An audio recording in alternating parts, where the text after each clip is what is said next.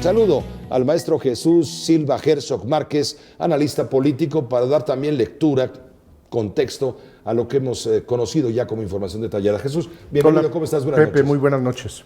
Pues me parece muy delicado lo que estamos viendo en las últimas horas y creo que, como lo adviertes en la introducción de la nota, es difícil no advertir una conexión entre esta acción de la justicia mexicana y las movilizaciones de las últimas semanas en contra de la reforma educativa.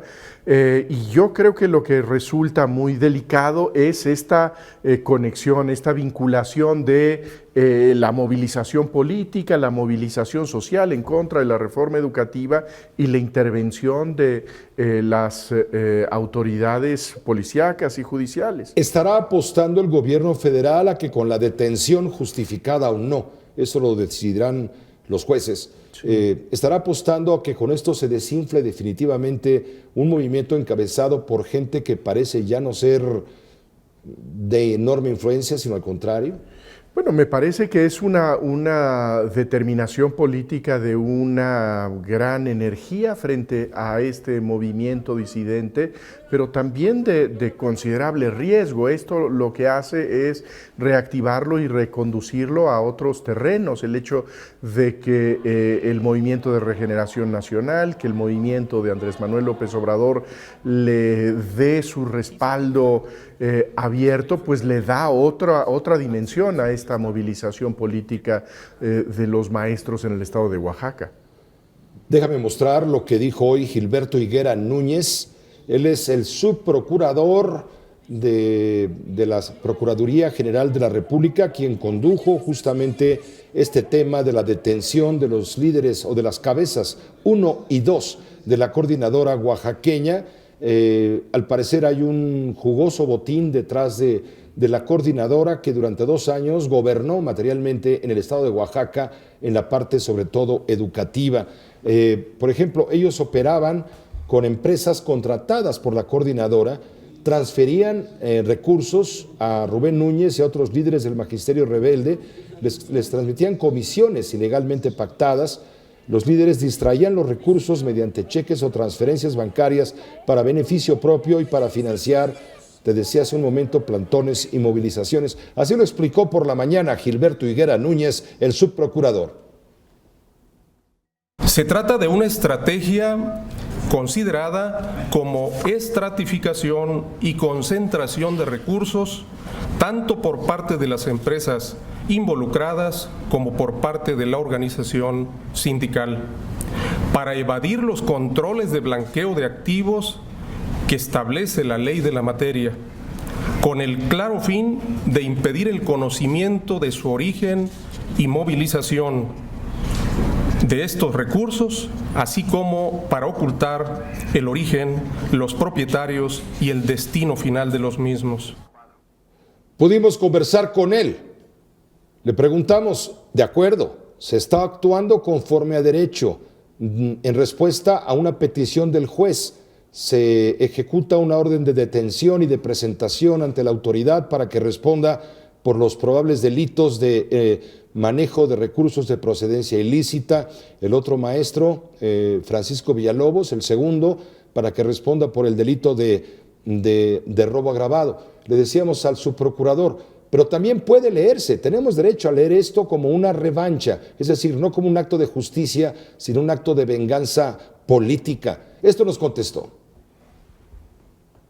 ¿Es un acto de justicia o es un acto de venganza?, preguntan los maestros. No, Pepe, no, esto no puede ser venganza. Imagínate, sería una verdadera barbaridad que consideráramos el cumplimiento de la ley como una cuestión de orden político o una cuestión de venganza. De ninguna manera. Lo hemos venido anunciando, Pepe, tú recordarás en algún momento hemos estado anunciando gradualmente las acciones que hemos venido realizando de aprehensiones, y lo vamos a seguir haciendo porque en efecto, Pepe, hay todavía poco más de 2 decenas de mandamientos judiciales que tenemos que darles cumplimiento. Pues sí, Jesús, pero si tiene pico de pato, patas de pato y plumaje de pato, ¿tú qué crees que sea? ¿Elefante? A mí me parece que tenemos todo el derecho de mantener cierta sospecha al operativo por el momento en que se Exacto, da. el uso. Y porque la justicia selectiva no es justicia. El hecho de que estemos viendo en este momento la intervención de la Procuraduría, de los abiertos adversarios de la reforma educativa, cuando no tenemos absolutamente ninguna señal que se estén tomando decisiones de este tipo en relación con el sindicato aliado del gobierno en la materia educativa, pues me parece que nos lleva muy legítimamente a sospechar que este es nuevamente un uso político de los instrumentos de la justicia. Es una respuesta quizá también, me refiero en los tiempos, como tú percibes, a lo que sucedió hace una semana cuando el PRI incurre en un abismo, el pueblo, los votantes en ciertos estados le da la espalda. ¿Por qué? Pues porque hay evidencias, incluso acusaciones formales en contra de, por ejemplo, el gobernador de Veracruz, Javier Duarte de Ochoa, quien, según sus adversarios, enemigos y demás, hay denuncias formales federales porque desvió muchísimos millones, miles de millones de pesos y no se ha aclarado el punto. Entonces, cuando ocurre esto con los adversarios del gobierno y ves que a los corruptos y a los vampiros chupasangre del erario público no aliados les pasa del nada, gobierno. Aliados del gobierno. Pues tú te preguntas, entonces, ¿qué? ¿La máxima juarista aplica a los amigos justicia y gracia y a los enemigos las leyes secas? Yo creo que estas son cuentas que debe dar el gobierno y efectivamente, pues, por lo menos tiene esta apariencia de que la justicia se utiliza con fines políticos. Habrá que ver cuál es, desde luego, el sustento de esta acusación, pero no solamente en materia de este caso concreto, sino la pregunta es, ¿por qué no se hace lo mismo con otros actores visibles de la política mexicana que han sido señalados por actos de corrupción y de delincuencia de otro tipo? Tomaron chocolate y no pagaron lo que debe. Mira, el presidente Morena, Andrés Manuel López Obrador, dio un espaldarazo a la coordinadora, aprovechando el viaje, subrayo. Anuncia la conformación de una comisión para apoyar política y jurídicamente a los líderes de la coordinadora detenidos el fin de semana. Nosotros siempre vamos a estar a favor de maestras, de maestros.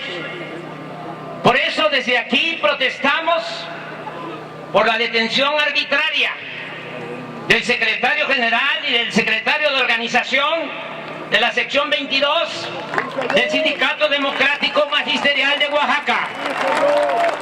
Y aprovechando, le digo, subrayo, el viaje, Andrés Manuel López Obrador convoca a realizar una movilización el próximo 26 de junio. A las 11 de la mañana saldrá, dijo, una marcha desde el Ángel de la Independencia con destino al Zócalo. En el mitin realizado en el hemiciclo a Juárez y ante cientos de simpatizantes, AMLO también convocó a realizar una movilización este 26 de junio, le digo. El domingo 26 de junio llevemos a cabo una movilización de apoyo al Magisterio Nacional. El secretario de Educación Pública, Aurelio Nuño, califica de lamentable el apoyo de Andrés Manuel López Obrador a los maestros rebeldes, probablemente delincuentes. Exige al líder nacional de Morena explicar cuál es su relación con la coordinadora de trabajadores de la educación.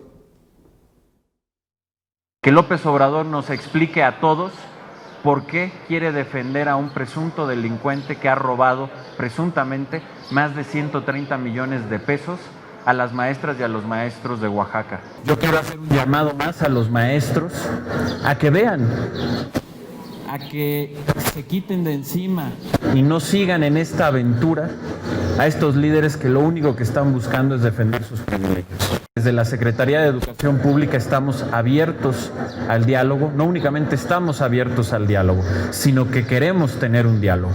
Pero para que eso suceda, como lo hemos venido diciendo, tienen que suceder dos cosas. La primera, que todos los niños de Michoacán, de Guerrero, de Oaxaca y de Chiapas regresen a las escuelas y se acabe el paro. Y segundo, que se acepte la reforma educativa, porque nadie puede pretender estar por encima de la Constitución. La reforma educativa está en la Constitución y todos los mexicanos estamos obligados a hacerla cumplir y a seguir la Constitución.